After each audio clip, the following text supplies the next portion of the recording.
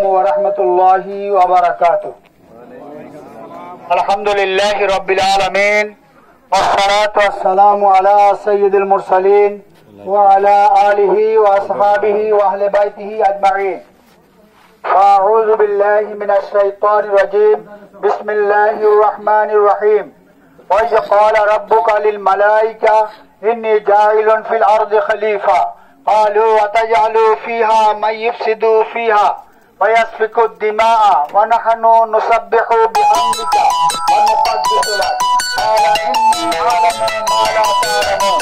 صدق الله العظيم.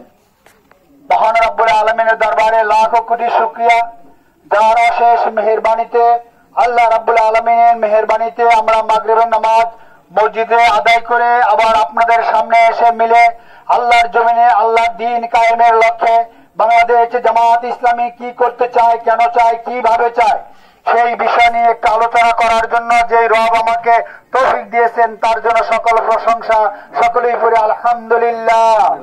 শেষ নবী, প্যারা নবী, দু জাহানের সরদার সাইয়্যিদুল মুরসালিন রাহমাতুল লিল আলামিন হযরত মুহাম্মদ মুস্তাফা আহমদ মুস্তাফার প্রতি বর্ষিত হোক লাখো কোটি দরুদ ও সালাম, যার মাধ্যমে আমরা মহাগ্রন্থ আল কোরআন পেয়েছি, যার মাধ্যমে আমরা আল্লাহ রাব্বুল আলামিনকে চিনতে পেরেছি, যার ওসিলায় সৃষ্টির শ্রেষ্ঠ উম্মত হতে সক্ষম হয়েছি, সেই নবীর প্রতি বর্ষিত হোক লাখো কোটি দরুদ ও সালাম।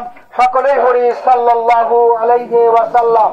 সম্মানিত উপস্থিতি, যদি আপনাদেরকে আমি একটু প্রশ্ন করি যে জমিনের মালিক কে? আকাশের মালিক কে? আসমান এবং জমিনের মধ্যে যা কিছু আছে সব কিছুর মালিক কে? আইনটা চলবে কার? আল্লাহর জমিনে আল্লাহর আইন চলবে, আল্লাহর বিধান চলবে।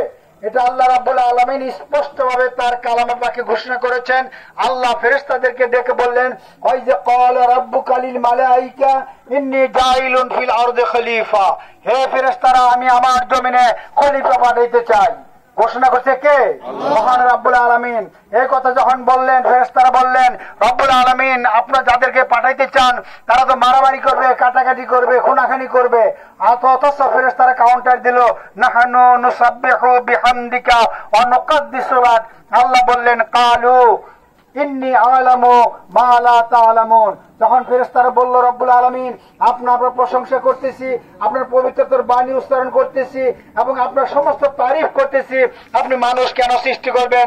আল্লাহ বললেন, ফেরেশতারা যত কাউন্টারই তোমরা দাও আমি যা জানি তা তোমরা জানো না। কাজেই মহান রব্বুল আলামিন তার জমিনে আমাদেরকে খেলাফতের দায়িত্ব দিয়ে পাঠিয়েছেন। আর এই খেলাফতের দায়িত্ব পালন করতে যে আমাদের নবী মুহাম্মদ রাসূলুল্লাহ সাল্লাল্লাহু আলাইহি সাল্লাম যখন মক্কার জমিনে আগমন করলেন, অসভ্য সমাজকে সুসভ্য করার জন্য আপ্রাণ চেষ্টা করলেন। অধিক চেষ্টার পরেও 12-13টি বছর কাজ করার পরেও সেই সমাজকে সভ্য করতে পারলেন না।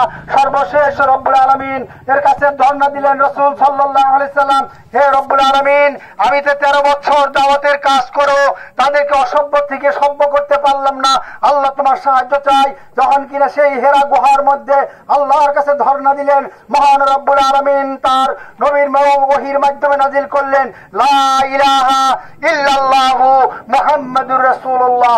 আল্লাহ রাব্বুল আলামিন আমাদের